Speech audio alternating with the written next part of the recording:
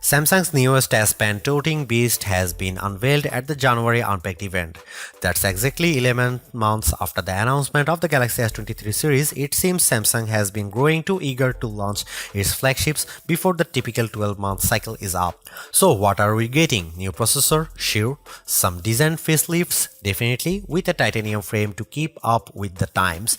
A bit of a camera module shuffle has the zoom cameras changed up a bit, but we still end up with 4 cameras on the back like before.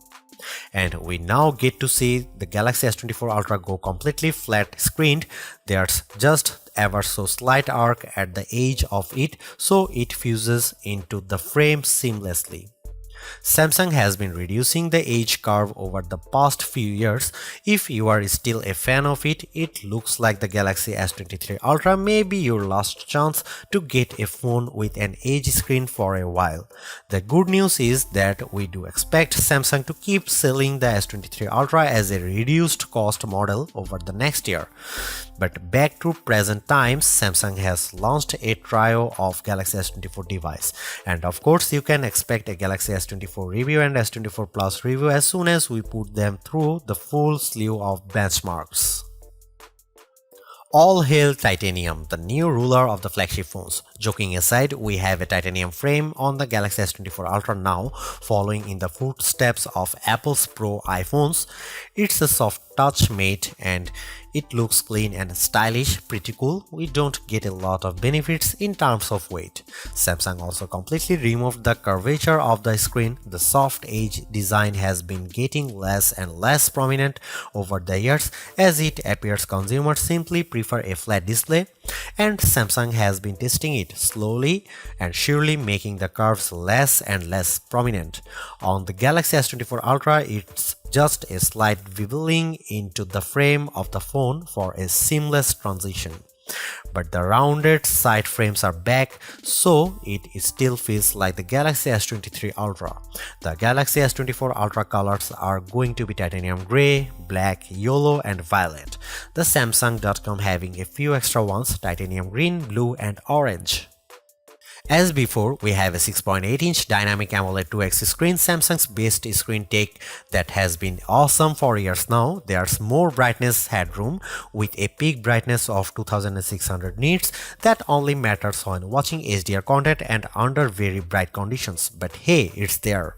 It's still QHD plus resolution and it's still an LTPO panel with variation between 1Hz and 120Hz. Samsung has been doing that with the Ultra models for a while now. Overall, we expect very little surprises here aside from the screen going completely flat. Okay, we are back to having a 200 megapixel main camera and a 12 megapixel ultra wide camera, and then 2 zoom cameras, a 10 megapixel zoom camera with a 3x telephoto lens and 50 megapixel one with a 5x lens. You may have noticed the 5x camera replaced with 10x lens of yesteryear. Apparently, Samsung is going to be using the high-res 50 megapixel sensor and some AI trickery to achieve the same or better results with it. The Galaxy S24 Ultra will be available with a brand new Qualcomm Snapdragon 8 Gen 3 mobile platform for Galaxy all over the world instead of having an Exynos variant as in years past.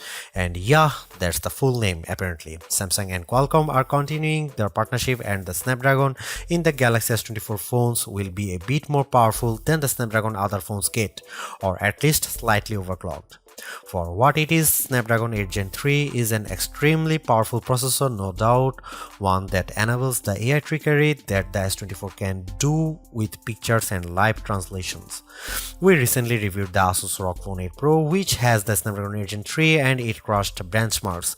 Of course, we have to test Samsung's optimizations before making a blanket statement here. Naturally, the S24 Ultra will launch with Android 14, with Samsung's One UI 6.1 reskinning the operating system to an unrecognizable level.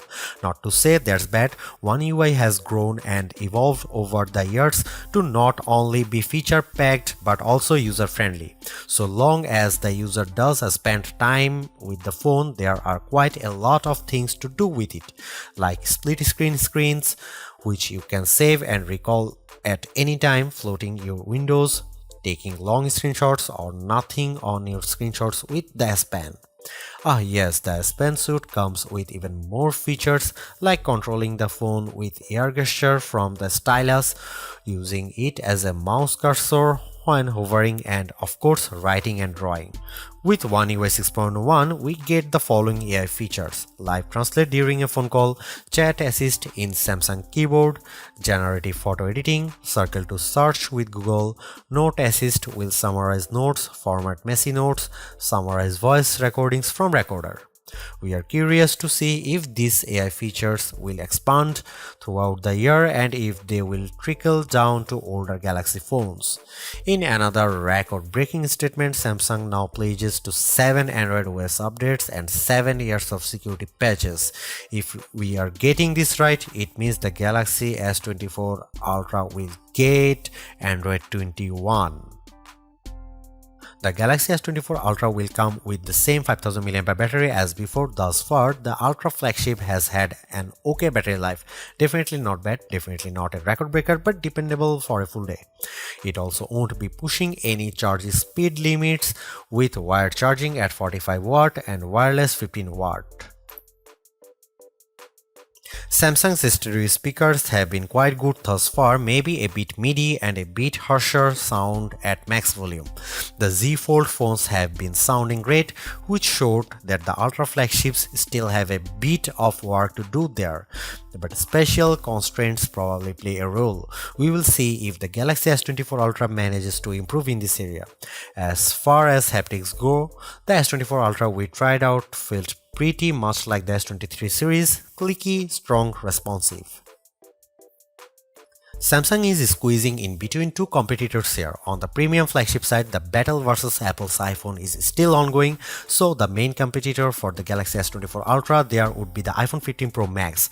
Clearly, both play the camera game, both put emphasis on zoom features, the titanium frame, the top-notch performance, and of course the Android versus iOS thing will play a huge role. What apps do you want to use and what accessories do you want to connect to the phone? Then purely on the Android side, Samsung is stepping into the AI game, and we already saw that Google is heavily invested in it. The Google Pixel 8 Pro got its first AI features with the December drop of 2023, and we feel like that's just one of many to come, whereas Samsung isn't giving us much indication that more and more AI features will be coming to the Galaxy S24 Ultra throughout the year. So far, it's hard to tell which of these will take the lead, but we do think the Galaxy S24 Ultra's camera has the potential to be better than the Pixels, if only because of the multiple lenses and more choices.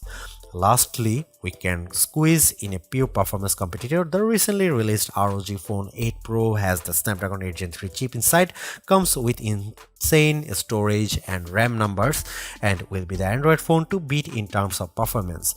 If you are after the benchmark crushers, we feel like the ROG Phone 8 Pro will take the lead here, but do give us a minute. We need to get our mitts on the Galaxy S24 Ultra and run all the tests.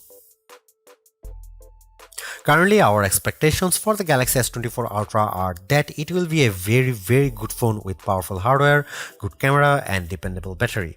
We don't expect some head-turning new features or improvements, so we are curious how far those AI tricks can go and how often Samsung will add new ones.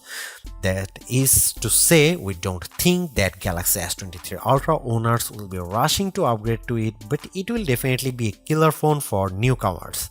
But we will see. We have to run it through our performance benchmarks and camera tests to draw a final verdict. Thanks for watching. See you in the next one.